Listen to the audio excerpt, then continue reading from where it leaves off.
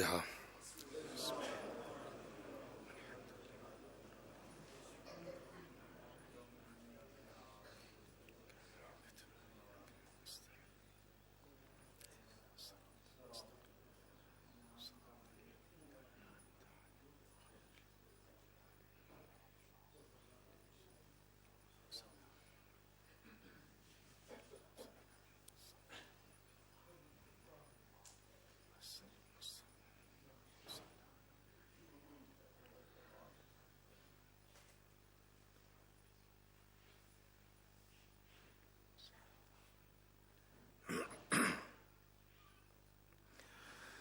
لا حول ولا قوة إلا بالله العلي العظيم.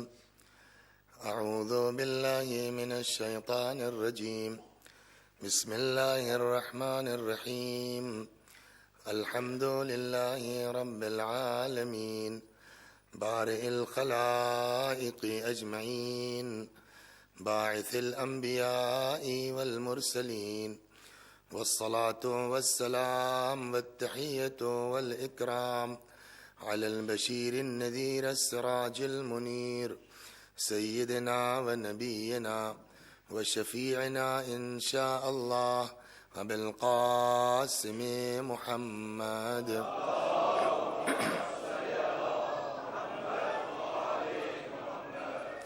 اللهم صل عليه وعلى أهل بيته مظاهر جمالك وجلالك الذين كلامهم نور وأمرهم رشد ووصيتهم التقوى وفعلهم الخير وعادتهم الإحسان وسجيتهم الكرم واللعن على أعدائهم الشاكين فيهم المنحرفين عنهم أجمعين. أما بعد، صدق الله تعالى حيث يقول وهو أصدق القائلين وقوله الحق. أعوذ بالله من الشيطان الرجيم. بسم الله الرحمن الرحيم. قل لا أسألكم عليه أجرا إلا المودة في القربى ومن يقترف حسنة نزد له فيه حسنا. صلوات بر محمد.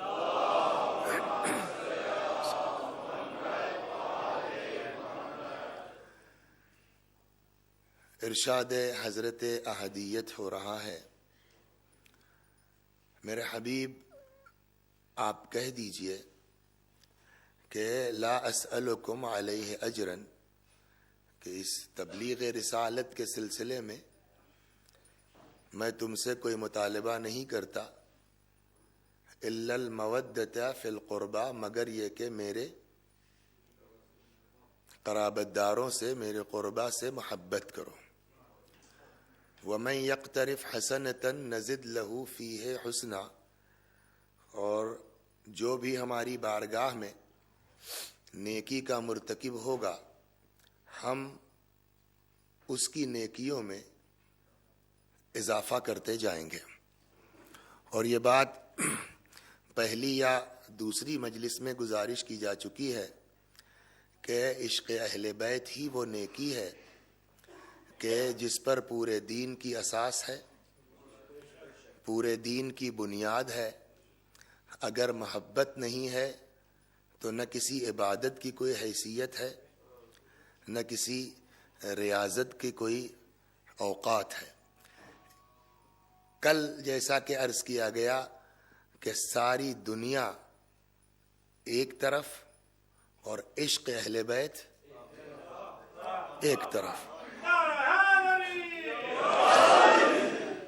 کھربوں مسلمانوں کی نماز اور روزہ ایک ترازو میں اور عشق اہل بیت ایک ترازو میں.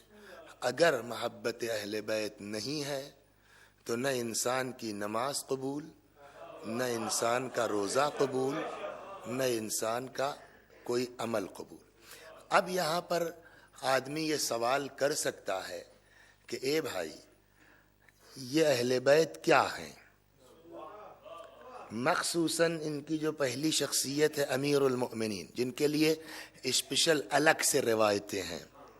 حب علی عبادہ و افضل العبادہ، علی کی محبت عبادت ہے اور تمام عبادتوں میں افضل ہے۔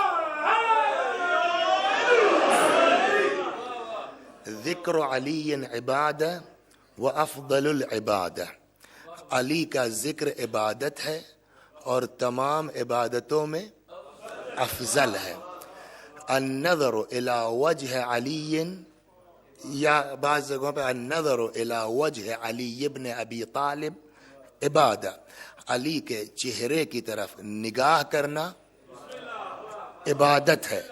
اب یہاں کے اوپر دیکھیے، کبھی ہمارا کیا ہے، بھیجا مختصر، ہمارا بھیجا اتنا سا ہے، تو ہم کیا سمجھ سکتے ہیں کہ واقعی علی کیا ہیں اور اہل بیت کیا ہیں؟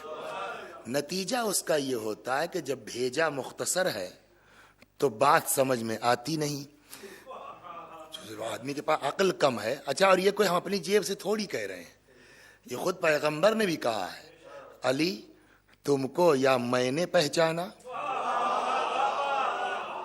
یا خدا نے پہچانا، مجھ کو یا خدا نے پہچانا یا تم نے پہچانا، خدا کو یا میں نے پہچانا یا تم نے پہچانا۔ کل اس پر انشاءاللہ اگر خدا نے توفیق دی تو کل اس پر گفتگو کریں گے۔ آج صرف ایک سوال یہ ہے کہ ٹھیک ہے، ساری دنیا کی عبادت بنیاد اس کی کیا ہے قبولیت کی؟ عشق اہل بیت، مخصوصاً عشق امیر المومنین۔ تو ایک آدمی جس کا بھیجا مختصر ہے وہ یہ سوال کر سکتا ہے کہ اے بھائی، علی انسان ہی تو ہیں، علی بشر ہی تو ہیں، کیا یہ ممکن ہے کہ خربوں انسانوں کی عبادت ایک طرف اور ایک علی کی محبت ایک طرف؟ یہ کیسے ہو سکتا ہے؟ یہ بات عقل میں نہیں آتی کہ ساری دنیا کے انسانوں کی عبادت موقوف ہو ایک انسان کی محبت پر۔ تو آدمی سوچے گا اس پر کیا، لیکن مشکل وہی ہے کہ اصل میں ہم نے جو ہے وہ جو بنیاد ہے اس پر غور نہیں کیا۔ دیکھیے، اس کو تو ہم کہتے ہیں تو آپ کے سمجھ میں نہیں آ رہا ہے کہ ساری عبادت کی قبولیت کی بنیاد عشق ہے۔ ہم کہتے ہیں وجود کائنات کی بنیاد عشق ہے۔ دنیا کا وجود جو ہے وہ کس کی بنیاد پر ہے؟ عشق کی بنیاد پر۔ لولا کا لما خلقت الافلاک، اگر آپ نہ ہوتے تو میں کچھ پیدا ہی نہ کرتا۔ تو ساری کائنات کا وجود عشق کی بنیاد پر ہے، محبت کی بنیاد پر ہے۔ اب ظاہر سی بات ہے کہ جس انسان، وہ بھی تو انسانی ہے نا، جس انسان کی بنیاد پر ساری دنیا کا وجود ہے، پیغمبر کے لیے قرآن نے کہا نا لولا کا لما خلقت الافلاک، تو اس سے بڑا تو کوئی دنیا میں نہیں ہے۔ رسول اللہ سے بڑھ کے کائنات میں کوئی نہیں ہے، پیغمبر اکرم سے بڑھ کے کائنات میں کوئی نہیں ہے۔ حتیٰ کہ ہم علی کو سب کچھ سمجھنے کے باوجود ہم معاذ اللہ علی کو رسول اللہ سے بڑا نہیں کہتے۔ پیغمبر ہے، علی ان کے جانشین ہے، علی وصی رسول اللہ ہے، رسول اللہ نہیں ہے۔ علی خلیفہ پیغمبر ہیں، پیغمبر نہیں ہے۔ علی جانشین رسول ہے، رسول نہیں ہے۔ تو سب سے بڑا انسان کائنات میں بعد خدا کون ہے؟ رسول خدا ہے۔ رسول اللہ سے اونچا تو کوئی نہیں ہے نا، رسول اللہ سے بڑا تو کوئی نہیں ہے، جن کے لیے یہ کہا گیا کہ یہ ایک اشارہ کر دیں، ایک اشارہ کر دیں میں سب کو معاف کر دوں گا۔ اتنا بڑا مرتبہ ہے پیغمبر کا۔ اور یہ میں نے اپنی جیب سے نہیں کہا، قرآن کہتا ہے وَلَوْ أَنَّهُمْ إِذْ ظَلَمُوا أَنفُسَهُمْ جَاءُوكَ فَاسْتَغْفَرُوا اللَّهَ وَاسْتَغْفَرَ لَهُمُ الرَّسُولُ، وہ لوگ جنہوں نے گناہ کی وجہ سے اپنے نفسوں پر ظلم کیا، اگر وہ میرے حبیب آپ کے پاس آ جاتے فاستغفر اللہ، اور آپ کے پاس آ کے استغفار کرتے، اچھا یہ لوگ جو ڈائریکٹ خدا تک جانے کی بات کرتے ہیں ان کو یہ سب آیتیں نہیں دکھائی دیتی؟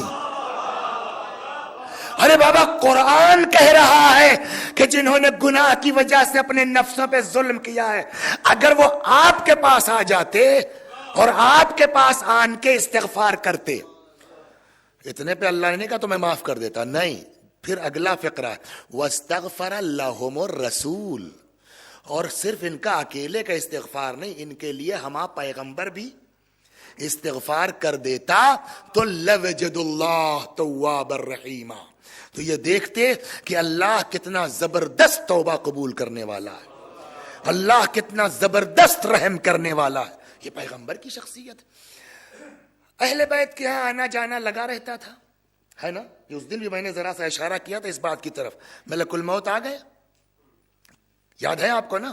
کیسے آنا ہوا؟ ملنے آئے ہو قبض روح کے لیے؟ نہیں یا رسول اللہ چلیے قبض روح کے لیے۔ روایت کہتی ہے پیغمبر نے گریہ کرنا شروع کیا، ملک الموت چکر میں آئے، سوچنے میں جس کے صدقے میں دنیا خلق ہوئی ہے وہ آدمی موت کے نام پہ معاذ اللہ روئے گا؟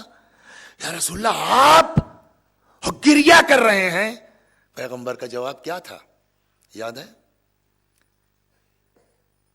ملک الموت میں اپنے لیے نہیں رو رہا ہوں، میری امت کا جسم کمزور ہے، میری امت کا جسم نحیف ہے۔ آپ خود بھی غور کر لیے، ایک شمع جلائیے اور اس شمع کے اوپر انگلی رکھیے، برداشت ہوگا؟ تو جس انسان کا جسم اتنا کمزور ہے کہ وہ ایک ماچس کی تیلی اگر ہاتھ میں لگ جائے تو آدمی برداشت نہیں کر سکتا، شمع کی لو برداشت نہیں کر سکتا، وہ جہنم کی آگ برداشت کرے گا؟ ہم کو نہیں احساس ہے، مگر پیغمبر خدا کو کتنا پیار ہے اپنی امت سے کہ ان کو احساس ہے۔ فرمایا ملک الموت میں اپنے لیے نہیں رو رہا ہوں، میری امت کا جسم کمزور ہے، میری امت کا جسم نحیف ہے، یہ جہنم کی آگ برداشت نہیں کر سکتے۔ ملک الموت واپس ہوئے، پروردگارا تیرے حبیب کو امت کا غم ستا رہا ہے۔ وہاں سے ملک الموت واپس آئے اللہ کا جواب لے کے، یا نبی اللہ خدا فرماتا ہے آپ آئیے، امت کا غم نہ کھائیے، امت کا ٹینشن مت لیجئے، آپ کی امت آپ کے حوالے، کل جس کو کہیے گا آپ ہم اس کو معاف کر دیں گے۔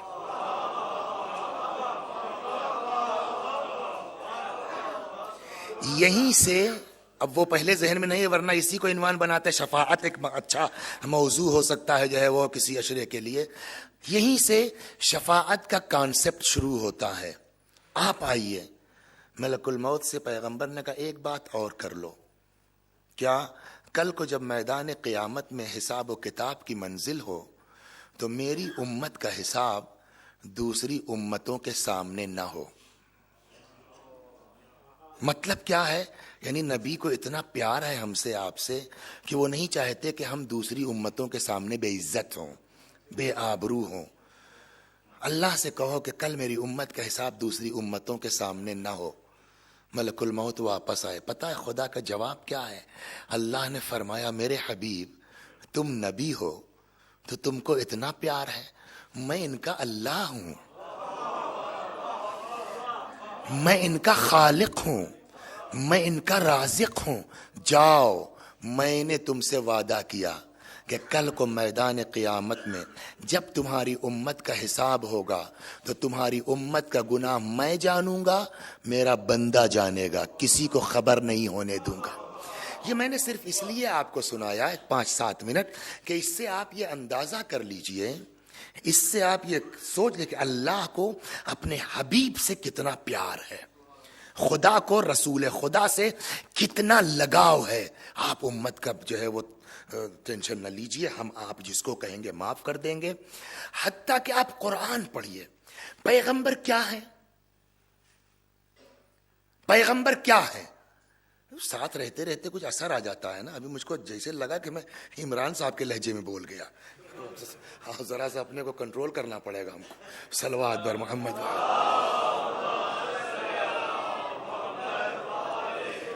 رسول اللہ کے لیے قرآن مجید کیا کہتا ہے؟ وما محمد الا رسول، محمد کچھ نہیں ہے فقط رسول ہے. ما کان محمد ابا احد من رجالکم، محمد تم مردوں میں کسی کے باپ نہیں ہے. لفظ مرد قرآن نے استعمال کیا ہے. محمد تم مردوں میں کسی کے باپ نہیں ہے. ولکن رسول اللہ وخاتم النبیین، بس یہ اللہ کے رسول ہیں اور خاتم. تو اب قرآن نے کہا کہ یہ کیا ہے؟ رسول اللہ اور خاتم النبیین. تو جب قرآن کہہ رہا ہے کچھ نہیں ہے، یہ فقط رسول اللہ ہے، یہ کوئی رشتہ بھی نہیں، باپ واپ بھی کسی کے نہیں ہے، بس اللہ کے رسول اور خاتم النبیین ہے. تو جب آپ خود ہی ایک جگہ کہہ رہے ہیں صاحب یہ کچھ نہیں فقط رسول ہے، تو یہ طٰہٰ کیا چیز ہے؟ پھر یہ مزمل کیا چیز ہے؟ یہ مدثر کیا چیز ہے؟ اب اس کی میں ایک مثال دوں. ہمارے یہاں جو ہے وہ دو طرح کے امتحانات ہوتے ہیں انڈیا میں. ایک کو جو ہے وہ IAS کہا جاتا ہے اور ایک کو PCS کہا جاتا ہے. PCS جو ہے وہ پروونشل سروسز کے امتحانات ہیں اور IAS جو ہے وہ ایڈمنسٹریٹو سروسز کے ہیں. تو جو IAS کر لیتا ہے تو وہ DM ہوگا اور کمشنر ہوگا اور یہ ہوگا. جو PCS ہوگا وہ سٹی مجسٹریٹ ہے. فرض کیجئے آپ کا کوئی، آپ کے یہاں پاکستان میں کیسے بنتا نہیں معلوم مجھ کو، جو ہے ایسے ہی نا. فرض کیجئے آپ کا بیٹا، آپ کا بھتیجا، آپ کا بھانجا، آپ کا رشتہ دار IAS ہو گیا، ٹھیک، DM ہو گیا. عید کا زمانہ ہے، پہلی مرتبہ DM صاحب گھر آئے ہیں. ادھر سے جو ہے وہ والد، بیٹے سوئیاں لیجئے. ادھر سے وہ جو ہے ماموں جان آئے، ارے بیٹے یہ گوشت کھائیے، اور بیٹے یہ لیجئے، بیٹے یہ لیجئے. سارا گھر بیٹے بیٹے بیٹے رٹ لگائے ہوئے ہیں. پھر وہ چلے گئے اپنا راچی کراچی دلی بمبئی کہیں پوسٹنگ تھی. کسی پڑوسی کو کام ہوا، ان کو معلوم ہوا صاحب کہ آپ کا بیٹا جو ہے وہ وہاں DM ہے، فرض کیجئے فلاں شہر میں. کہنے ذرا چلیے بات کرا دیجئے میرا کام کا. چلو. اب جیسے ہی DM صاحب کے بنگلے کے پاس پہنچے تو وہاں ان کا اردلی کھڑا تھا. باپ ہیں، سگے چچا ہیں، مثلا سگے ماموں ہیں. تو اب وہاں نہیں پوچھتے جا کے اردلی سے بیٹے ہیں، اب وہاں جا کے نہیں پوچھیں گے بیٹے ہیں، اب کیا صاحب ہیں. بھئی آپ کا تو لڑکا ہے، آپ صاحب کیوں کہہ رہے ہیں؟ کہا نہیں بھائی وہ DM ہے. میں نے کہا DM ہے تب کیوں کہہ رہے تھے؟ کہا دیکھیے وہ گھر کی بات ہے، یہ آفس کی بات ہے. جب آپس کی بات ہوگی، پیار کی بات ہوگی تو بیٹا کہا جائے گا، میاں کہا جائے گا، سلمہو کہا جائے گا، صاحبزادے کہا جائے گا. لیکن جب آفس کی بات ہوگی تو بائی پوسٹ خطاب کیا جائے گا. اب سمجھے آپ، پیغمبر کو اللہ نے کہا یہ کچھ نہیں ہے فقط رسول ہے. پھر طٰہٰ کیا ہے، پھر مزمل کیا ہے، پھر مدثر کیا ہے؟ کہ یہ بائی پوسٹ رسول ہے. جب کام سرکاری ہوگا تو رسول کہا جائے گا، جب پیار کی باتیں ہوں گی کبھی طٰہٰ کہا جائے گا، کبھی مزمل کہا جائے گا، کبھی مدثر کہا جائے گا.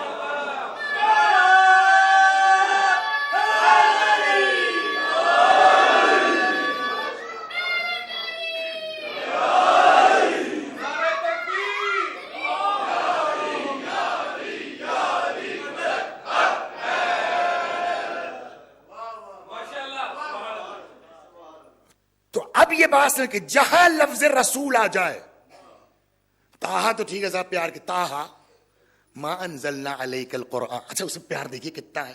طٰہٰ ما انزلنا علیک القرآن لتشقی. اے پاک و پاکیزہ، اے ہم نے قرآن اس لیے تھوڑی اتارا ہے کہ آپ مشقت میں پڑ جائیے.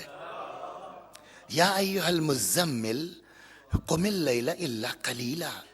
اے کملی والے اٹھیے راتوں کو مگر ذرا کم اٹھا کیجئے. یہ پیار نہیں ہے، یہ عشق نہیں ہے، یہ محبت نہیں ہے. اس انداز سے گفتگو ہو رہی ہے. لیکن وہی اللہ کچھ ایسی بھی جگہ ہیں جہاں سیدھے سیدھے نہ طٰہٰ، نہ مزمل، نہ مدثر، نہ پیار، نہ محبت، سیدھے سیدھے یا ایھا الرسول. یہ یا ایھا الرسول اس بات کی وضاحت ہے کہ یہاں آفیشیل گفتگو ہے، اس لیے بائی پوسٹ خطاب ہو رہا ہے. اور اب کیا ہے؟ یا ایھا الرسول بلغ اب سمجھے یہ ولایت علی محبت کی وجہ سے نہیں ہے، ضرورت کی بنیاد پر۔ ما انزل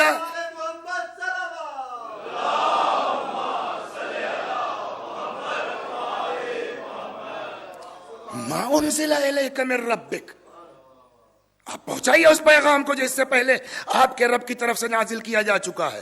یہاں تک تو ٹھیک ہے، آدمی سوچنے میں مجبور ہے کہ نہیں ہے۔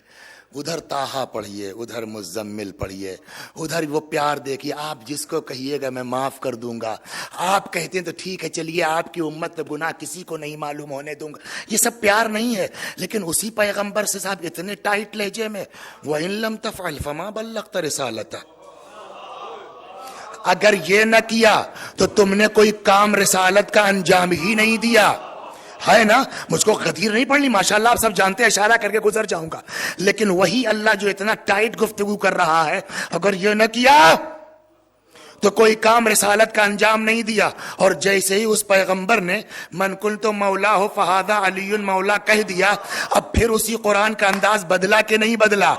الیوم اکملت لکم دینکم واتممت علیکم نعمتی ورضیت لکم الاسلام دینا۔ مطلب کیا ہوا؟ پھر سے پڑھیے، اگر یہ نہ کیا تو گویا کوئی کام نہیں، جس کے صدقے میں کائنات خلق ہوئی، جس کی وجہ سے دنیا خلق ہوئی۔ ولایت علی وہ ہے کہ اگر وہ حبیب بھی علی کی ولایت کا اعلان نہ کرے تو اس کی رسالت نہ بچے۔ جب خاتمیت اور نبوت نہ بچے، ہمارے ایمان کی اوقات کیا، ہماری نماز کی اوقات کیا، ہماری عبادتوں کی حیثیت کیا؟ صلوات بر محمد و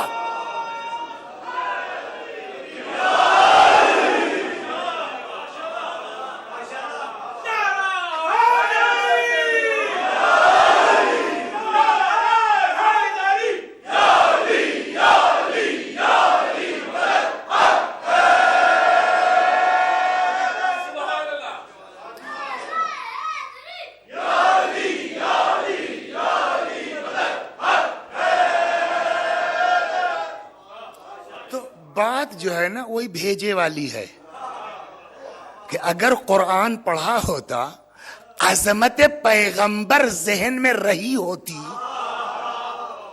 تب سمجھ میں آتا کہ علی کیا ہے، تب سمجھ میں بات آتی کہ امیر المؤمنین کیا ہے۔ اور یہ تو ایک چیز ہے، علی تک محدود نہیں ہے یہ بات، یہ ذہن میں رہے آپ کے، یہ علی پہلی فرد ہے، اس لیے غدیر میں پہچانوا دیا گیا ہے۔ ورنہ اگر آپ ڈیپ جائیں اور دیکھیں تو خطبہ غدیر میں پیغمبر نے کیا فرمایا؟ وہ تفصیلی خطبہ ہے، اس خطبے میں بھی یہ حدیث ہے، انی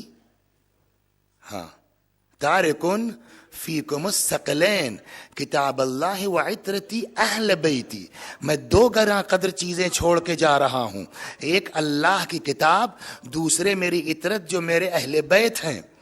ما ان تمسکتم بہما لن تضلوا بعدی، جب تک ان سے وابستہ رہو گے میرے بعد ہرگز گمراہ نہیں ہوگے۔ اور عجیب ہے یہ لن، معلوم ہے لن کے معنی کیا ہیں؟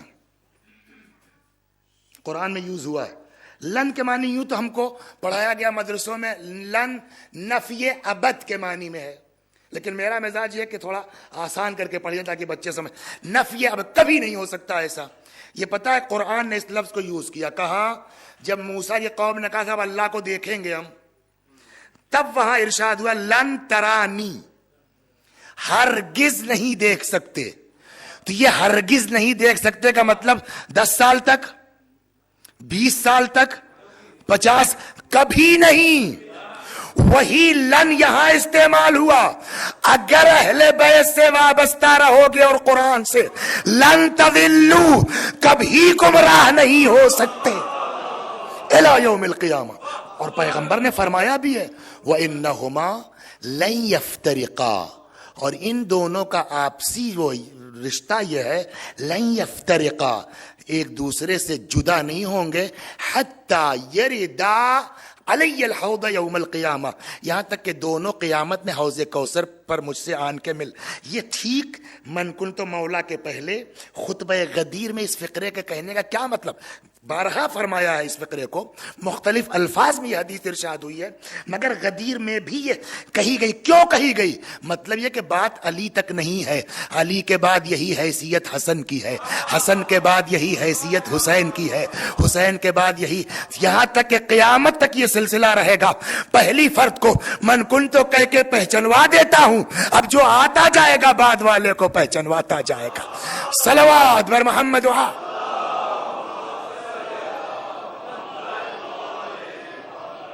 تو جو حیثیت علی کی ہے بعد امیر المومنین وہی حیثیت امام حسن کی ہے.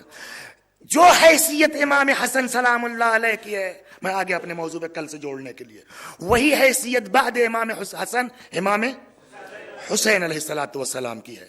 تو امام حسین علیہ السلام ذاتی طور پر کچھ نہیں ہے، وہ اصل کیا ہے؟ وہ وارث ہیں حسن کے. حسن کیا ہے؟ وہ وارث ہیں علی کے. علی کیا ہے؟ وارث ہیں رسول اللہ کے. رسول اللہ کیا ہے؟ وہ نمائندے ہیں خدا کے. لہذا اب اگر کوئی حسین سے بیعت مانگ رہا ہے تو یہ حسین سے بیعت نہیں ہے، یہ مطالبہ ہے حسن سے. اگر اب یہ حسن سے نہیں بلکہ یہ مطالبہ ہے علی سے. علی سے نہیں، یہ مطالبہ ہے نبی سے. نبی نہیں بلکہ یہ مطالبہ بیعت ہے خدا سے. اور جو خدا سے بیعت مانگ لے کلمہ پڑھنے کی بنیاد پر مسلمان نہیں ہو سکتا.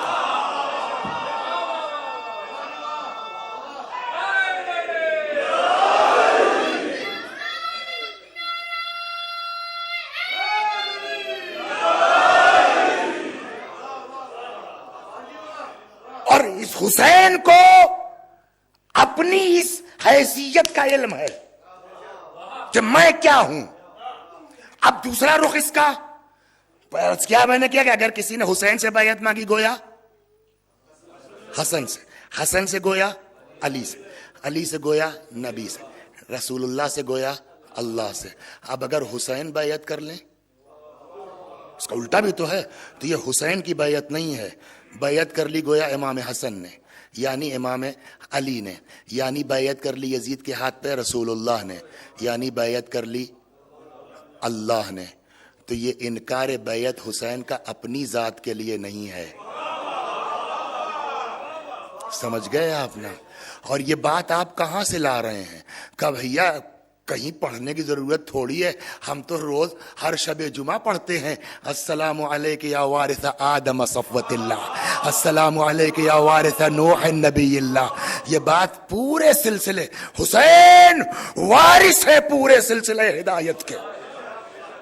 لہذا اگر حسین نے بیعت کی تو پورے سلسلے ہدایت نے بیعت کر لی.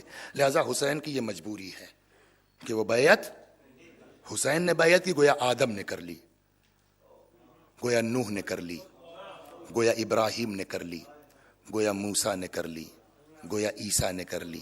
تو ایک جواب تو یہ ہے کہ حسین بیعت نہیں کر سکتے تھے، ان کی یہ مجبوری ہے. وہ اکیلے نہیں ہیں، ایک پورا شروع سے ہدایت کا سلسلہ ہے جن کی سب کی نگاہیں حسین پہ ٹکی ہے. حسین عزت تمہارے ہاتھ ہے، حسین آبرو تمہارے ہاتھ ہے.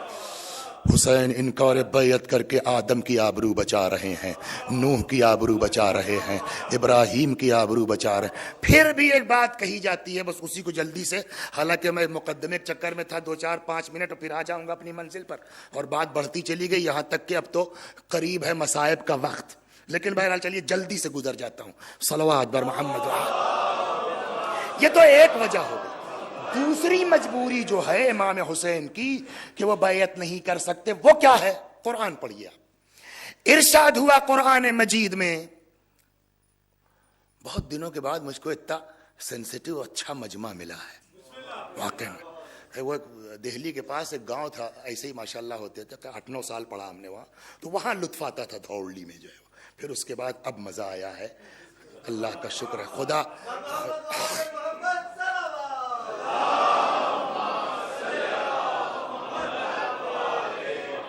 واقعاً خدا ان مومنین کے جذبہ عشق میں اضافہ فرمائے، ان کے بچوں کے اندر عشق اہل بیت کو کوٹ کوٹ کے بھر دے. عزائے امام حسین میں اخلاص نیت عنایت فرما، اختلاف سے محفوظ فرما. سب سے اہم دعا ہے اخلاص سے اللہ، اختلاف سے اللہ ہم سب کو محفوظ رکھے بحق حسین ابن علی. تو اب آخری بات، قرآن دیکھیں جو مجبوری ہے امام حضرت سید الشہداء سلام اللہ علیہ کی، قرآن مجید میں ایک آیت ہے. سوال یہ کہ بھئی امام حسین بیعت کر لیتے، مدینے میں رہتے، اپنی عبادت کرتے، نماز پڑھتے، دعا کرتے، دنیا سے کیا مطلب تھا؟ یزید جانے جہنم میں جائے، حسین کوئی ٹھیکیدار ہیں؟ جاؤ بھیا تم اپنا جو چاہو کرو، حکومت کرو، ہم بیعت کر کے اپنی دعا اور عبادت کرتے. یہ ایک بات کہی جاتی ہے، حسین ایسا کیوں نہیں کر سکتے تھے؟ اس کے پیچھے جو کاز، ایک تو یہ بتا دیا گیا کہ حسین اکیلے نے، ان کے پیچھے پورا سلسلہ ہدایت، اس کی آبرو داؤ پہ لگی ہوئی ہے. ایک تو یہ مسئلہ ہے. دوسرا مسئلہ یہ ہے کہ قرآن نے جو کہا ہے سب کے لیے، ہم کو، آپ کو، سب کو. ارشاد ہوا یا ایھا الذین آمنوا قوا انفسکم. حالانکہ بہت مجھوما تھا آپ نے جب وہ الہی کفا بی عزن ان اکون لک عبدا، میں نے کہا اللہ آج یہی پڑھ دیں، لیکن چلیے پھر انشاءاللہ جائے. یا ایھا الذین آمنوا قوا انفسکم واہلیکم نارا. اے صاحبان ایمان، بچاؤ اپنے کو اور اپنے اہل و عیال کو جہنم کی اس آگ سے. جہنم کا لفظ میں نے کہہ دیا ورنہ صرف نار ہے. اس آگ سے مطلب وہی جہنم ہے جس کا ایندھن انسان ہے اور پتھر ہے. تو اس کا مطلب کیا ہوا؟ قرآن نے اکیلے جہنم سے بچنے کی بات نہیں کی ہے. قوا انفسکم، بچاؤ اپنے کو، واہلیکم، اور اپنے اہل و عیال کو. مطلب کیا ہوا؟ اکیلے دیندار ہونا کافی نہیں ہے، اکیلے مومن ہونا کافی نہیں ہے، اکیلے نمازی ہونا کافی نہیں ہے، اکیلے متقی ہو جانا کافی نہیں ہے، اکیلے جنتی ہو جانا ممکن نہیں ہے جب تک اپنے ساتھ ساتھ اپنے اہل و عیال کی بھی فکر نہ ہو. مشہور داستان ہے، کہتے ہیں حضرت موسیٰ سلام اللہ علیہ جا رہے تھے، راستے میں دیکھا ایک نابینا ہے. کہتے ہیں نا، وہ آپ کے ذہن میں بھی شعر ہوگا، کند ہم جنس با ہم جنس پرواز، کبوتر با کبوتر، اب یاد آ جائے گا، باز جو جیسا ہوتا ہے وہ ویسے ہی کے پاس اٹھتا بیٹھتا ہے. اگر ہم کو یہ دیکھنا ہے کہ وسیع حسن آدمی کس ٹائپ کا، یہ دیکھو کس کے ساتھ اٹھتا بیٹھتا ہے. جیسا آدمی ہوگا اسی طرح اس کا دل مائل ہوگا. ظاہر سی بات ہے موسیٰ نبی ہیں، ان کا دل کدھر مائل ہوگا؟ مومن کی طرف، متقی کی طرف، پرہیزگار کی طرف. حضرت موسیٰ سلام اللہ علیہ جا رہے تھے، دیکھا ایک نابینا ہے، اس کے سینے پہ دو پرندے بیٹھے ہیں. ہم آپ پرندہ دیکھ رہے ہیں، موسیٰ دیکھ رہے ہیں پرندہ حقیقت میں کیا ہے؟ دو فرشتے ہیں پرندوں کی شکل میں، اور اس نابینا کے منہ میں دانہ ڈال رہے ہیں. کتنا بڑا آدمی ہوگا کہ جس کو فرشتہ آ کے پرندے کی شکل میں کھانا کھلائے. ایک جملہ روک کے کہوں، میرے بھائیو کسی عمل پر غرور مت کیجیے گا، کسی عمل پر گھمنڈ نہ کیجیے گا. جناب لقمان نے اپنے فرزند کو وصیت کی، بیٹا اگر ثقلین یعنی جن و انس کے برابر بھی نام عمل میں تمہارے نیکی ہو، تب بھی اپنے کو عذاب الہی سے محفوظ مت سمجھنا. اور اگر جن و انس کے برابر تمہارے نام اعمال میں گناہ ہو، تب بھی اللہ کی رحمت سے مایوس مت ہونا. یہ عجیب واقعی، خدا چاہتا بیچ میں رہو، کبھی گھمنڈ نہ ہونے پائے کہ تم کچھ بڑے ہو گئے ہو، اللہ والے ہو، اور کبھی مایوس نہ ہو کہ صاحب ہم تو بڑے گناہگار. میاں جہاں ہر معاف ہو سکتا ہے وہاں ہم آپ کیا ہیں؟ صلوات ور محمد وہاں.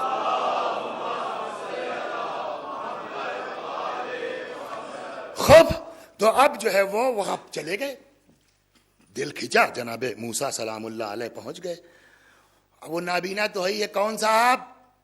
میں موسیٰ نبی خدا. ارے صاحب کہاں جا رہے ہیں؟ اب یہ ارے صاحب آپ نہ کے حوالہ پوچھے کہاں سے لے آئے؟ ارے یہ میرے زبان ہے، کتاب میں ایک ایک لفظ تھوڑی کہ وہ بالکل بے عین ہی ترجمہ کروں گا. کہاں جا رہے ہیں جناب؟ جا رہا ہوں طور پر اللہ سے باتیں کرنے کے لیے. اے موسیٰ ایک کام میرا کر دیجئے گا, ذرا اللہ سے پوچھئے گا. اب رک کے آپ سے پوچھوں کیا؟ ہم کو آپ کو چانس ملتا تو کیا پوچھواتے؟ 5 سال شادی کو ہو گئے ہیں, ذرا پوچھئے گا اللہ کب دے گا, ہے نا. 2 سال سے جو ہے وہ گریجویشن پی جی کر کے بیٹھا ہوں, ابھی تک جاب نہیں ہے, ذرا اللہ سے پوچھئے گا ہے میری قسمت میں پیسہ ویسا کہ نہیں. بہت اگر اللہ والے ہوئے تو کیا پوچھیں گے؟ ذرا پوچھئے گا معافی کے قابل ہیں, جنت میں جگہ ملے گی. لیکن اس نے یہ نہیں پوچھا کہ جنت ملے گی کہ نہیں. دیکھ رہا فرشتے بیٹھے ہمارے سینے کے اوپر. اس نے کہا یا نبی اللہ ذرا خدا سے پوچھئے گا کہ جنت میں میرا پڑوسی کون ہوگا. یعنی اتنا اس کو کانفیڈنس ہے کہ میری جنت تو پکی. اور یہی سب سے بڑی چیز ہے, کبھی یہ خبط نہ پیدا ہو کہ ہم بچ گئے. عمل کس کا کس قابل ہے؟ یہ کرم اس کا ہے, صدقہ ہے اہل بیت کا کہ ہم چھوڑ دیے جائیں. گئے, باتیں ہوئی, چلنے لگے, آواز قدرت آئی. میرے بندے نے تم سے کچھ کہا ہے؟ ہاں یا اللہ اس نے پوچھا تھا کہ جنت میں میرا پڑوسی کون ہوگا. آواز قدرت آئی, میاں اس سے جا کے کہیے جنت میں جاؤ گے تب نہ پڑوسی کی بات ہوگی. جنت میں جانے, اب آپ سوچ رہے ہیں کتنا بڑا آدمی ہے اور جنتی نہیں ہے, کس کی گارنٹی ہو سکتی ہے؟ اب جناب موسیٰ پلٹے, خود غیرت آ رہی کہ یار ایک آدمی بیچارہ اتنا مطمئن ہے, اب اس کو کیسے کہیں کہ تو جنت میں نہیں جائے گا, کھلے گا اس کو. لیکن پیغامبر ہے, ذمہ داری پیغام تو پہنچانا ہی ہے. آیا کہ اللہ کیا نبی اللہ کیا ہوا, اللہ نے کیا فرمایا؟ جناب موسیٰ نے کہا کہ بھیا آپ کیا عرض کریں, اللہ تو کہتا ہے تم کو جنت میں جانا ہی نہیں ہے. نہ رویا, نہ چیخا, نہ فریاد کی. کہتا یا نبی اللہ خدا عادل ہے, آپ میری حیثیت دیکھ رہے ہیں, فرشتہ مجھ کو دانا بھرا رہا ہے. بہرحال کوئی وجہ اس نے ضرور بتائی ہوگی کہ میں جنت میں کیوں نہیں جاؤں گا. موسیٰ نے کہا تم جواب دو, تم تو رہنے والے فلاں جگہ کے ہو, فلاں بستی کے ہو, یہ جنگل بیابان صحرا میں کیا کر رہے ہو؟ کہا صاحب میرے علاقے کے لوگ بے دین تھے, میرے علاقے کے لوگ لامذہب تھے, میں وہاں سے نکل آیا, کم سے کم جنگل بیابان میں بیٹھ کے اپنی دعا نماز کروں گا, کم از کم اپنے کو تو بچا لوں. موسیٰ نے کہا یہی بات خدا کو ناپسند ہوئی ہے کہ تو نے اپنی نجات کی فکر کی, بقیہ بندوں کی فکر نہیں تھی تجھ کو. اگر اپنی بستی میں رہتا, ہدایت کرتا, تبلیغ کرتا, ارشاد کرتا, ہو سکتا ہے 2-4 لوگ مومن ہو جاتے.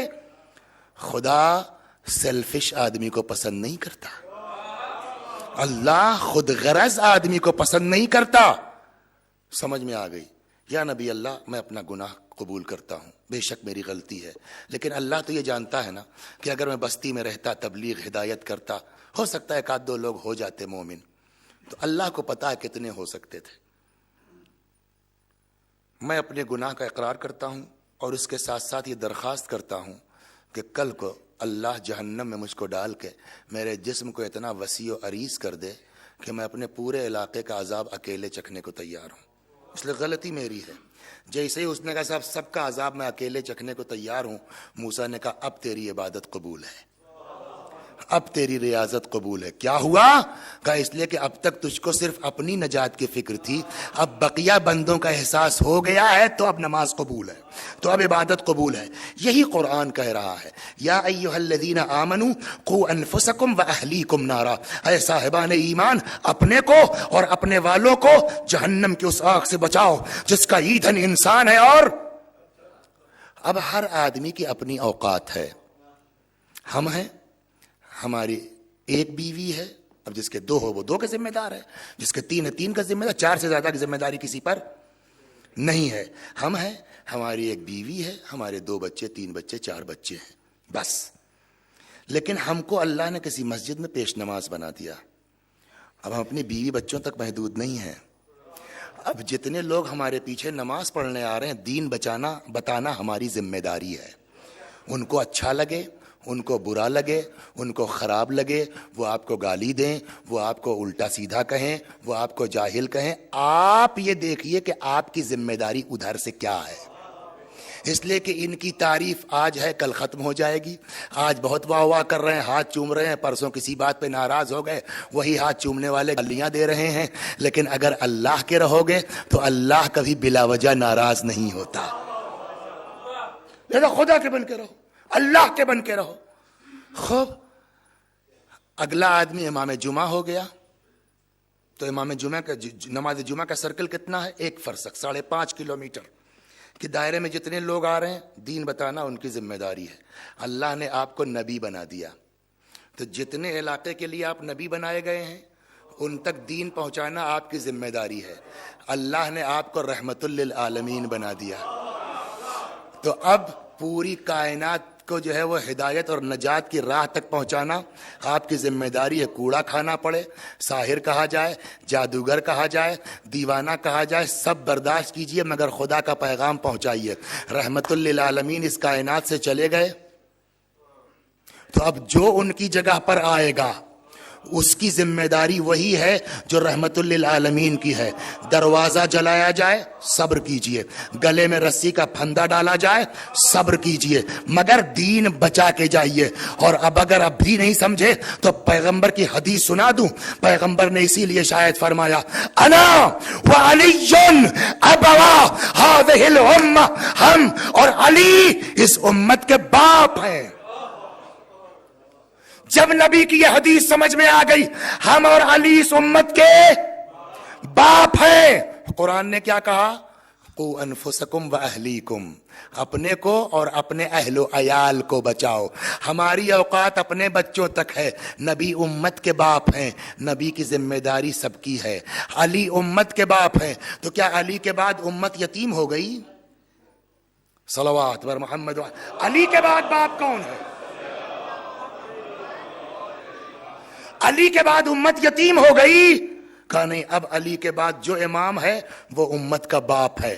حسن اپنے زمانے میں امت کے باپ ہیں، حسن چلے گئے، حسین اپنے زمانے میں امت کے باپ ہے۔ خدا کا شکر ہے آج بھی ہمارا باپ پردہ غیب میں ہے، ہم یتیم نہیں ہیں۔ صلوات بر محمد وآل۔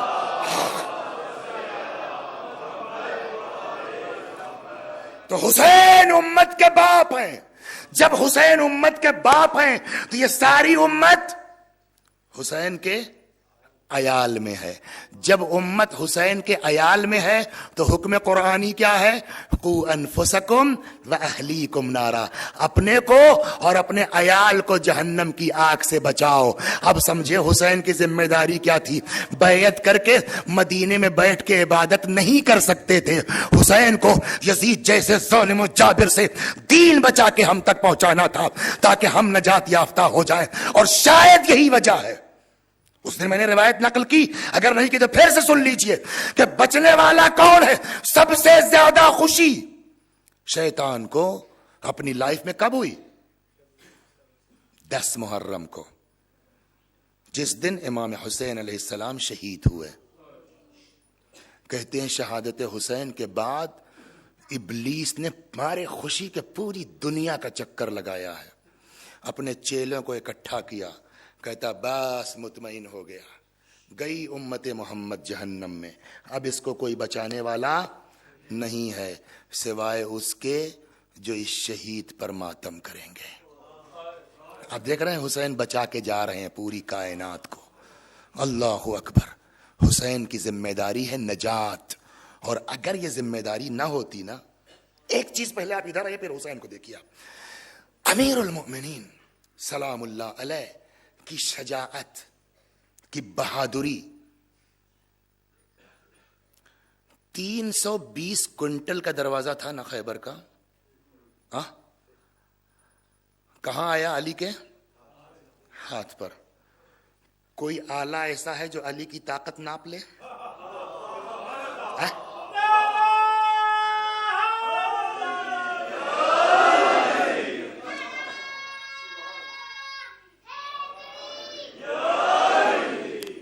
کوئی آلہ ہے ایسا جو ناپ لے؟ اور وہ بھی ہتھیلی پر۔ ہے نا. آپ سر پہ رکھ لیں گے 50 کلو, آپ پیٹھ پہ رکھ لیں گے, آپ دیکھیے جو ہے لوگ بوریاں لے کے جاتے ہیں شکر وغیرہ کے 1-1 کنٹل, آپ ہاتھ میں لٹکا لیں گے 10 کلو. پورے جسم میں سب سے کم وزن اگر کسی حصے پہ اٹھتا ہے تو اس کا نام ہے ہتھیلی. علی نے خیبر کا دروازہ سر پہ نہیں رکھا, پیٹھ پہ نہیں لیا, ہاتھ میں نہیں لٹکایا, ہتھیلی پر, ہے نا. اب پھر سے پوچھوں, ہے کوئی آلہ جو علی کی طاقت ناپ لے, اندازہ کر لے؟ وہی علی جس کی طاقت کا عالم یہ ہے, روایت کہتی ہے بعد وفات پیغمبر اسی علی کے گلے میں رسی کا پھندا ہے. پڑھا ہے آپ نے, سنا ہے؟ اب ہم جو 1400 سال کے بعد پیدا ہوئے, ہم نے دونوں کتابیں پڑھی. وہی بات ہے, بھیجا اتنا سا, ہم نے دونوں کتابیں پڑھی. اتنی زبردست شجاعت, پھر ہم نے ادھر آ کے پڑھا گلے میں رسی کا پھندا.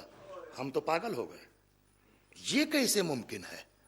جس آدمی کی اتنی طاقت ہو, ہمیں کسی میں ہمت نہیں کہ اس کے چہرے پہ آنکھ ملا کے دیکھ لے. پھندا ڈالنا تو گلے میں دور کی بات ہے. لہذا ہم تو کہہ دیں بھیا میری سمجھ میں نہیں آتی بات. لیکن جو آدمی دونوں واقعہ اپنی ان آنکھوں سے دیکھ رہا ہے, وہ کیسے کہہ دے گا کہ یہ کتاب صحیح ہے یہ کتاب غلط؟ وہاں تو کتاب کا مسئلہ ہی نہیں, وہ تو دیکھ رہا ہے. سمجھ میں نہیں آتی بات, مولا یہ کیا ہے, یہ آپ نے کیوں ایسا کیا؟ اتنی تھا ان کی ہمت تھی کہ آپ پہ گلے میں رسی کا پھندا ڈال دیتے. نجات. عجب نہیں, مولا کہ میرے ساتھ آؤ تب سمجھ میں آئے گا. روایت کہتی ہے امیر المومنین گرفتار کر کے لے چلے. مسجد ملی ہوئی گھر سے, بہت 2-4 کلومیٹر کا فاصلہ نہیں طے ہوا کہ اتنے میں جیسے علی کو لے کے جا رہے تھے, ایک یہودی نے دیکھا, کہتا لا الہ الا اللہ, اشہد ان لا الہ الا اللہ واشہد ان محمد رسول اللہ. اس کا ساتھی اس کے بغل میں تھا. کہ اللہ کیا ہوا, مسلمان ہو گئے, کلمہ پڑھ لیا تم نے؟ ہاں. کیوں, یہ اچانک کیسے؟ کہتا میں خیبر کا یہودی ہوں, میری انہی آنکھوں نے دیکھا اس انسان کو در خیبر اکھاڑتے ہوئے. میری انہی آنکھوں نے دیکھا ہے کہ اس انسان کے ہاتھ پہ در خیبر تھا, پوری فوج گزر گئی ہے, اور اب وہی آنکھیں دیکھ رہی ہیں اس انسان کے گلے میں رسی کا پھندا ہے. میں نے بہت غور کیا, کہاں وہ طاقت اور کہاں یہ خاموشی. بہت غور کیا, ایک ہی بات سمجھ میں آتی ہے, یہ واقعاً اللہ کے نمائندے ہیں. جب خدا چاہتا ہے اظہار طاقت کرتے ہیں, جب خدا چاہتا ہے مظاہرے صبر کرتے ہیں. اور جیسے ہی مجھ کو احساس ہوا کہ یہ واقعاً اللہ کے نمائندے ہیں, میں نے کلمہ پڑھ لیا. عجب نہیں, مسکرا کے میرا مولا آواز دے, سمجھے طاقت کے باوجود رسی کا پھندا کیوں قبول؟ اگر ایک آدمی بھی کلمہ پڑھ سکتا ہے, علی گلے میں رسی کا پھندا ڈلوانے کو تیار. یہ ہے نجات, یہ ہے قو انفسکم واہلیکم کی منزل. اور جو مزاج امام حسن کا, جو مزاج علی کا, وہی مزاج ان کا بھی ہے. امام حسن کا سنا ہے نا آپ نے, کیا ہے؟ گالی دے رہا ہے آدمی, جو منہ میں آیا بکتا گیا. میری کسی سے یہاں جان پہچان خاص نہیں ہے, 3 دن سے آپ کے درمیان ہوں, میرا کوئی اس میں رشتہ دار بھی نہیں ہے. لیکن اگر ایک آدمی کھڑا ہو کے مجھ کو گالی دے دے, ابھی 10 آدمی دوڑ جائیں گے, کیا بدتمیزی کر رہے ہو. کریں گے نہیں کریں گے؟ شام والا جو گالیاں بک رہا ہے وہ پردیسی ہے. آ کے بک کہاں رہا ہے؟ مدینے میں, محلہ بنی ہاشم میں, ایک سے ایک بہادر جہاں ہے. کیا ہو گیا, یہ سارے بنی ہاشم چپ ہو گئے ایک آدمی مقابلے میں؟ عقل سے پوچھئے کہ ایک آدمی پردیس سے آ کر کے سب گالیاں بک رہا ہے تمہارے امام کو, تمہارے بھائی کو, تمہارے چچا کو, تمہارے ماموں کو, اور یہ سب علی اکبر ہیں, جناب عباس ہیں. یہ لوگ کہاں تھے؟ کیا عقل کہتی ہے کہ چپ رہیں گے؟ سوائے اس کے کوئی جواب آپ کے پاس نہیں ہے کہ امام کا اشارہ رہا ہوگا, خبردار بکنے دو. مولا کیوں بکنے دو؟ اور وہ بھی نہیں, جب بک چکا مزاج پہچانیے اہل بیت کا, تب شکر ادا کیجئے کہ اس نے اس قابل بنایا آپ کو کہ آج آ کر کے فضائل مصائب اہل بیت میں شریک ہو. یہ معمولی شرف نہیں ہے. مولا کیوں؟ دیکھتے رہو. بکتا رہا, جب بک چکا, بک کے تھک چکا, تو حضرت نے کیا کہا؟ بھوکے ہو؟ یہ تو اس سے بھی بڑھ کے ہو گئی, مقروض ہو, سواری نہیں ہے, مکان نہیں ہے، کھانا کھلا دیتا ہوں، سواری کا انتظام کر دیتا ہوں، جب تک مدینے میں ہو میرے یہاں رہو، قرضہ ادا کر دیتا ہوں. وہ آدمی ہکا بکا، ارے یہ آدمی ہے، میں ان کو گالیاں بک رہا ہوں، یہ کھانا دے رہے ہیں، یہ سواری دے رہے ہیں. وہی آدمی پلٹا، کہتا ہے حسن جب شام سے چلا تھا کوئی پوچھتا سب سے بڑا دشمن کون ہے تو آپ کا اور آپ کے باپ علی کا نام لیتا. آج کوئی پوچھے سب سے زیادہ قابل محبت کون ہے تو آپ کا اور آپ کے باپ علی کا نام لوں گا. چلا گیا. عجب نہیں، مولا مسکرا کے کہا اب بتاؤ تم کیا کہہ رہے تھے؟ مولا گالی پکڑ رہا تھا، آپ چپ تھے. کہا ٹھیک، دشمن امام تھا، قتل ہو جاتا. کہاں جاتا قتل ہو کے؟ جہنم میں نا. اور اب کیا ہوا؟ عاشق بن کے گیا، شام چلا گیا، بستر پہ لیٹے لیٹے مر جائے، کہاں جائے گا؟ من مات علی حب آل محمد. پہچانا آپ نے مزاج اہل بیت کیا ہے؟ گالی کھا کے جنت تک پہنچانا چاہتے ہیں. یہ کہاں ملے گا مزاج؟ اور وہی مزاج آئیے حسین ابن علی سلام اللہ علیہ، قافلہ جا رہا ہے مولا کا. آپ ذرا سوچئے، اس پر اطمینان سے غور کیجئے گھر جا کے کہ کیا کرنا چاہیے تھا جنگی اسٹریٹجی کے اعتبار سے حضرت سید الشہداء کو، اور کیا کیا ہے حضرت نے. کوئی آبادی ہے، کچھ کھجور کے درخت لگ رہے ہیں، دور سے سایہ محسوس ہوا، اور قریب نہیں، یہ تو نیزوں کی انیاں ہیں، اور ارے یہ تو لشکر ہے. او 1000 سپاہی ہر کی سرداری میں. عالم کیا ہے؟ پیاسے ہیں، زبانیں منہ سے باہر نکلی ہوئی ہیں. جنگی حکمت عملی سے امام حسین علیہ السلام کو کیا کرنا چاہیے تھا؟ ان کو ان کے حال پہ کچھ نہ کرتے، ان کو ان کے حال پہ چھوڑ دیتے، خود ہی کل پرسوں تک مر جائے. ان کی اتنی اوقات تھی کہ یا کہ امام حسین کا جو ہے وہ گھوڑے کے اوپر لگام پہ ہاتھ ڈال دیتے، اس لیے کہ خود دشمن کا سپاہی کہتا ہے کہ مجھ سے مشق کا اتنی پیاس کی شدت تھی، مجھ سے مشق کا دہانہ پکڑا نہیں جا رہا تھا. حسین نے میرا سر اپنے زانوں پہ رکھا. پہچانو اہل بیت کیا ہے. اپنے ہاتھ سے حسین نے مجھ کو پانی پلایا. ایک جملہ روایات میں ملتا ہے کہ فرمایا امام نے کہ جانوروں کے سامنے سے اس وقت تک برتن نہ ہٹایا جائے جب تک سیراب نہ ہو جائے. کیا مطلب ہوا؟ یہ وہ لوگ سمجھ سکتے ہیں جنہوں نے جانور پالے ہیں. جانور کی فطرت یہ ہے کہ جانور کبھی ایک بار میں پانی نہیں پیتا. یہ ہم لوگ گاؤں کے لوگ ہم نے دیکھا، جانور کبھی ایک بار میں پانی، اب اس کے سامنے کوئی برتن رکھ دیجئے، منہ ڈالے گا، کچھ دیر پانی پیے گا، منہ اٹھاتا ہے، سانس لیتا ہے، دوبارہ ڈالتا ہے، پھر پیتا ہے. شاید امام کا مطلب یہ ہو کہ ایسا نہیں ہے کہ سفر میں ہے، پانی کی قلت ہے تو جانور اٹھائے منہ سانس لینے کے لیے تم برتن ہٹا لو، جب تک سیراب نہ ہو جائے. مولا یہ کیا کیا آپ نے؟ اچھا چلیے یہاں تک کوئی بات نہیں ہے، ٹھیک ہے بھائی اخلاق تھا، آپ نے پلا دیا. جب پی چکے، دم میں دم آ گیا تو یہی ہو رہے سردار. آگے بڑھ گئے، نہیں صاحب آپ اپنی مرضی سے نہیں جا سکتے، ہم جدھر کہیں گے ادھر چلنا ہوگا آپ کو. ایک نسخہ بتاؤں آپ کو، گناہگار کون نہیں ہے ہم میں، اس پورے مجمع میں کون ایسا آدمی جو گناہگار نہیں ہے، اور کون نہیں چاہتا کہ اللہ ہماری توبہ قبول کر لے. وہ کون سی خصوصیت تھی حر کے اندر کہ اللہ نے اس کی سن لی؟ بہت تھے یزیدی نا، مگر سب کو توفیق توبہ نہیں ملی. ایک جملہ جو روایت میں وہی کلک کرتا ہے، شاید یہی وجہ تھی. کیا؟ آ کے اس نے امام حسین کے جو ہے وہ لجام فرس پہ ہاتھ ڈال دیا. اور یہ ایسی بری بات ہے کہ حتیٰ امام حسین جیسی شخصیت کو یہ بات بری لگی. کیا فرمایا؟ ثقلت کا امک، تیری ماں تیرے ماتم میں بیٹھے. جو آدمی حسین کے گھوڑے کی لگام پکڑ سکتا ہے، حسین کو سختی کر سکتا ہے کہ آپ میرے ساتھ چلیے، وہ حسین کے اس فقرے کا جواب نہیں دے سکتا تھا. اس نے کہا میں دے سکتا ہوں، لیکن فقرہ کیا ہے؟ حسین میں آپ کو یہ جواب نہیں دوں گا. کیوں؟ آپ کی ماں فاطمہ ہے. میں سمجھتا ہوں شاید یہی احترام حضرت صدیقہ طاہرہ تھا کہ جس نے حر کو علیہ السلام بنایا. یا اللہ تجھے فاطمہ زہرا کا واسطہ ہے، آج اس مجلس پر ایک نگاہ کرم فرما دے۔ اللہ اکبر، اللہ اکبر۔ مولا یہ کیا کیا آپ نے؟ جنگی حکمت عملی دیکھیے، ایسے لوگوں کو پانی پلانے کا نتیجہ سامنے آ گیا۔ عجب نے حسین آواز دیں، وہی بات جو شروع بھیجا اتنا ہمارا، اس لیے ہم سامنے کی چیز دیکھتے ہیں۔ حسین نے کہا کیا اعتراض ہے تم کو؟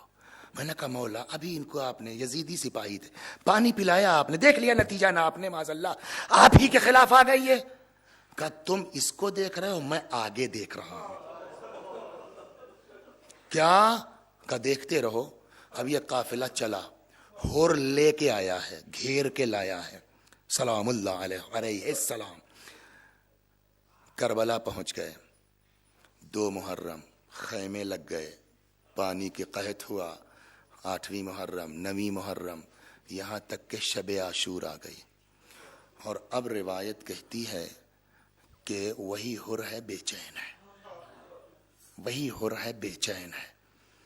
ایک آدمی نے فیل کر لیا کہ یہ کچھ اس کے اندر چینجنگ ہو رہی ہے، آ کے اس نے کہا کیا بات ہے، ہم نے تم کو کبھی اس طرح پریشان نہیں دیکھا، اگر کوئی پوچھتا سب سے زیادہ بہادر کون، ہم تمہارا نام لیتے، یہ کیا ہو رہا ہے تم کو؟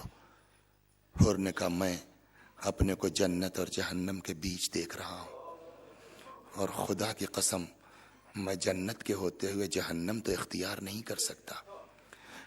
قو انفسکم و اہلیکم، اپنے بیٹے کو بلایا، کہا بیٹا یہی وقت ہے، اب چلو۔ ہر اور ہر کا بیٹا، بعض روایتوں میں غلام اور بھائی کا نام بھی ہے، یعنی 4 افراد، ورنہ کم از کم ہر اور ہر کا بیٹا۔ اب اس کے بعد بزرگوں نے جو فرمایا ہے، کہاں ملے گا یہ کرم جو حسین ابن علی کا ہے۔ ہر چلنے لگا، بعض روایتوں میں ہے کہ ہر نے کہا بیٹا یہ ہاتھ حسین کے گھوڑے کی لگام تک گیا ہے،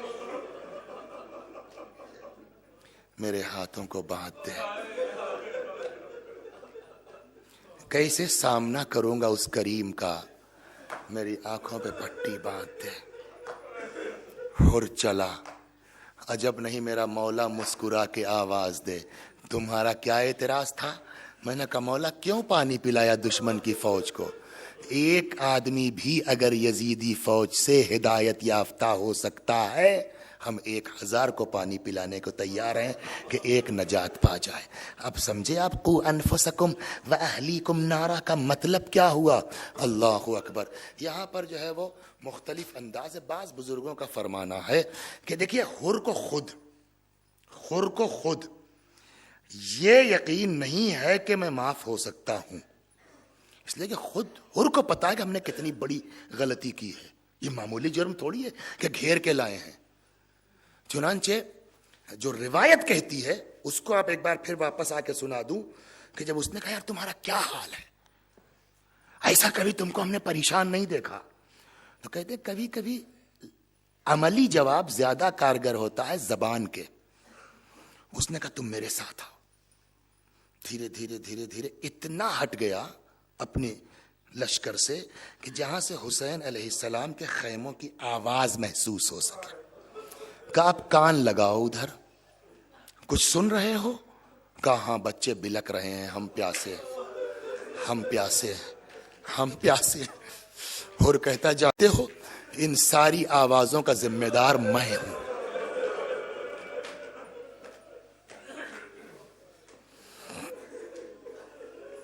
اور یہی ایک ایسی داستان ہے نا، بڑے سے بڑے گنہگار کے لیے امید کا دروازہ ہے۔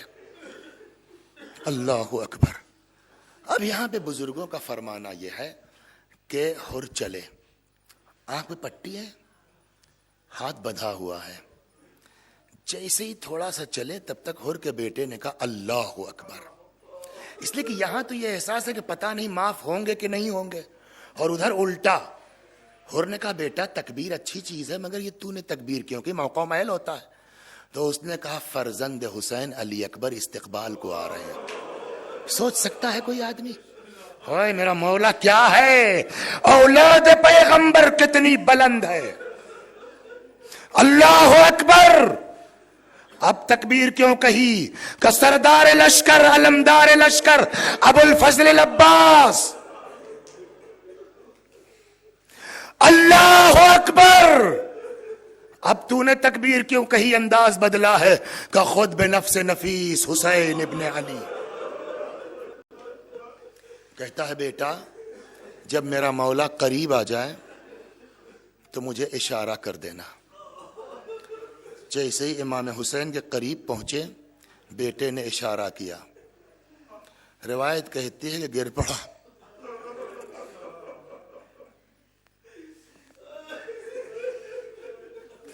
حسین کے قدموں کو چوم رہا. مولا نے کہا بھائی اٹھو اٹھو کون ہو تم؟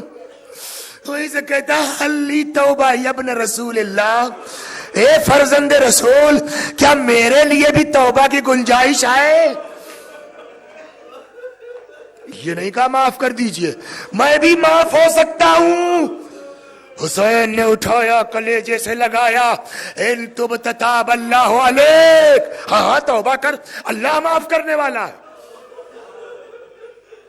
اللہ اکبر. رک جائیے مجلس ہو گئی لیکن دو ایک چیزیں جب آدمی محسوس کر لے گا نا تب اس کا دل بھرتا ہے. اللہ اکبر. حسین علیہ الصلوۃ والسلام نے کیا فرمایا؟ توبہ کر اللہ معاف کرنے والا ہے. فرض کیجئے ہمارا کسی سے جھگڑا ہو جائے لڑائی ہو جائے ایک مدت تک جنگ کے بعد نقصان بھی ہماری وجہ سے آپ کا بہت ہوا پھر ہم کو کچھ خوف خدا ہوا. میں نے دو ایک لوگوں سے بات کی کہ چل کے ذرا فلاں بزرگ سے بات کر لو بھائی ہم کو معاف کر دیں. جا کے بات کی انہوں نے کہا ٹھیک ہے بلاؤ. وہ آئے کہ چلو معاف کرنے کو تیار تو ہو گئے ہیں لیکن پتہ ہے تمہاری وجہ سے ان کا وہاں والا مکان بک گیا. تمہاری وجہ سے ان کا وہ بیٹا بیچارہ علاج نہیں ہو سکا مر گیا. یہی کیا کم ہے کہ وہ معاف کر رہے ہیں. چلو اگر کچھ کہیں گے تو بولنا مت. ہم گئے. ہم نے کہا جناب غلطی ہو گئی معاف کر دیجئے. اس آدمی نے کہا ٹھیک ہے میں معاف تو کرتا ہوں لیکن آپ کی وجہ سے میرا مکان چلا گیا. آپ کی وجہ سے میرے بیٹے کا علاج نہیں. اگر وہ کہے گا تو کیا غلط کہے گا؟ مجھ کو حق ہے کچھ بولنے کا سوائے سے جی جی جی مجھ کو احساس ہے میں نے غلطی کی ہے نا. کیا امام حسین کو اتنا حق نہیں تھا کہ جب حر آئے ہیں معافی مانگنے کے لیے تو کہہ دے ٹھیک ہے میں معاف تو کر رہا ہوں لیکن جا کے ذرا سا جھولے میں علی اصغر کا حال دیکھ لو. تمہاری وجہ سے کیا نوبت آئی ہے. جا کے ذرا سکینہ کا حال دیکھ لو. بچوں کے ہاتھ میں خالی کوزہ دیکھ لو. تمہاری وجہ سے کیا نوبت آئی. اتنا حق تھا مولا کو کہ نہیں تھا.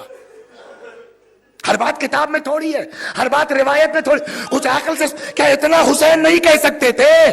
اور اگر کہتے تو حر کچھ بول سکتے تھے سوائے سے کہ جی مولا جی مولا. مگر روایت الٹا کہتی ہے. بجائے اس کے کہ حسین کچھ کہتے الٹا میرا مولا اظہار شرمندگی کر رہا ہے. کیا ہو ایسے موقع پر آئے ہو کہ میں کوئی مہمان نوازی نہیں کر سکتا. ارے بس اور بھی آدمی تھے تڑپ گئے میرے مولا مہمان بن کے نہیں آیا ہوں. میں اجازت دے تو میرے آقا جان قربان کر دوں. اللہ اولاد دیتا ہے اسی دن کے لیے کہ باپ کو سرخرو کر دے. بیٹے نے کہا نہیں پہلے میں جاؤں گا. اجازت ملی. بیٹا میدان میں چلا گیا کہ تھوڑی دیر کے بعد اچانک حر کھڑے ہوئے. حسین نے کہا کہاں؟ کہا مولا میرا بیٹے نے پکارا ہے گر پڑا ہے. ہائے میرے مولا کا دل کیا ہے. کہا حر کیا غضب کرتے ہو؟